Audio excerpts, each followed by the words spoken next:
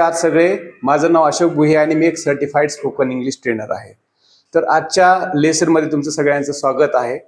तर आजचा हा जो आपला लेसन असेल तो लेसन आहे बेसिक इंग्लिश लर्नरसाठी.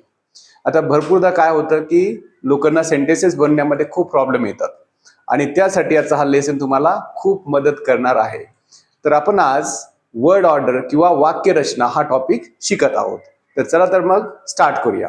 तो पहिला पॅटर्न आहे, त्याला आपण असं बोलतो की सब्जेक्ट, वर्ब आणि ऑब्जेक्ट.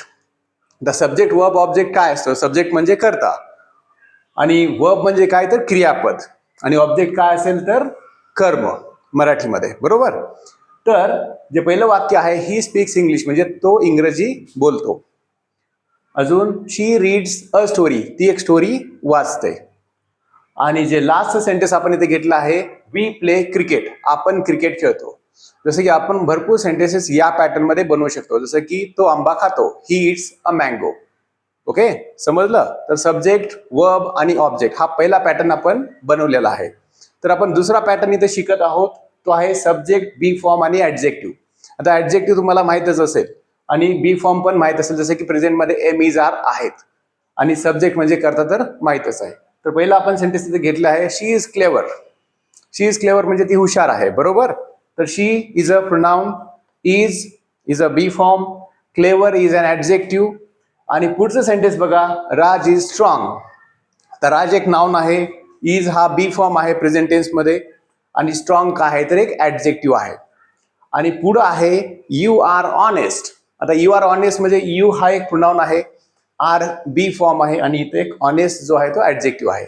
आता याच्यामध्ये आपण सब्जेक्ट, बी फॉर्म आणि ऍडजेक्टिव्ह असं आपण पॅटर्न केलेला आहे. She is sincere. आता याच्यामध्ये सिन्सिअर पण एक ऍडजेक्टिव्ह आहे. तुम्ही अशी भरपूर सेंटेन्सेस बनवू शकता. ठीक आहे, तर आता आपण एक तिसरा पॅटर्न शिकणार आहोत आणि हा तिसरा पॅटर्न असेल सब्जेक्ट, बी फॉर्म आणि प्रोफेशन. म्हणजे एखाद्या व्यक्तीचं प्रोफेशन काय, प्रोफाईल काय, त्यानुसार आपण एखादं वाक्य बनवू शकतो किंवा असे भरपूर वाक्य पण बनवू शकतो. आता माझं प्रोफेशन काय आहे, मी एक टीचर आहे, इंग्लिश टीचर आहे. ठीक आहे, आय एम अ टीचर.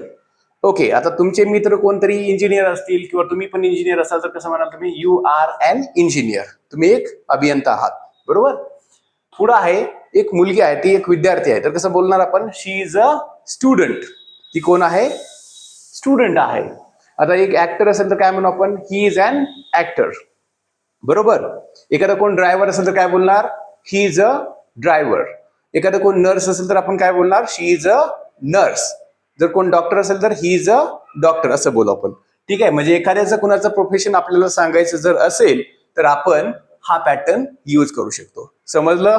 ठीक आहे, आता पुढचा पॅटर्न आपण बघूया, जो लास्ट पॅटर्न आहे सब्जेक्ट, हॅव फॉर्म आणि ऑब्जेक्ट. आता तुमच्याकडे कुठली वस्तू आहे हे सांगण्यासाठी आपण हा पॅटर्न यूज करू शकतो. जसं की माझ्याकडे मार्कर आहे, तर मी कसं म्हणेल, आय हॅव अ मार्कर. आता माझ्याकडे मार्कर आहे हे सांगण्यासाठी आय हॅव अ मार्कर. आता तुमच्याकडे कार आहे तर कसं सांगू आपण, you have a car, you have a car. आणि तिच्याकडे काही पुस्तक आहे तर आपण कसं सांगू, शी हॅज सम बुक्स. त्याच्याकडे एक बुक आहे तर आपण कसं सांगू, ही हॅज अ बुक. राजकडे ऍपल आहे तर राज हॅज अन ऍपल. कसं बोलू, राज हॅज अन ऍपल. ठीक आहे, समजलं. तर तुमच्याकडे कुठली वस्तू असेल हे सांगण्यासाठी आपण हा पॅटर्न यूज करू शकतो, subject, have form plus object. ठीक आहे, इथपर्यंत. जर तुम्हाला हा व्हिडिओ आवडला असेल तर कृपया तुम्ही याला लाईक, शेअर आणि माझ्या चॅनलला सबस्क्राईब करू शकता.